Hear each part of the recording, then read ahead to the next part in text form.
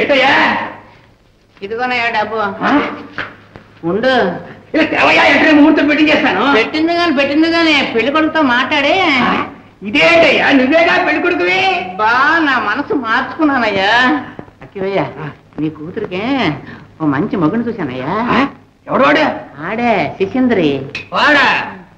ఆడో సన్నాసి. ఆడి దగ్గరే ఉంటాయి పావులు తప్ప. అబ్బా నేను ఇచ్చుకుంటానయ్యా లోపల. రండి శిశేంద్రి దగ్గర. ఉండు, ఇప్పుడే వస్తాను. రే శిశేంద్ర, నీ పెళ్ళిరా. నాకా పెళ్ళా? ఇదిగా పెళ్లి కూతురా. ఇదా ఇదొద్దు. ఎలా నా కూతురుకే? పైసా గడ్డి తినేవాడివి నువ్వు నాకు ఏం కట్నం ఇవ్వగలవు? కట్నం నేనిస్తానా? 1000 రూపాయల. 1000 రూపాయల?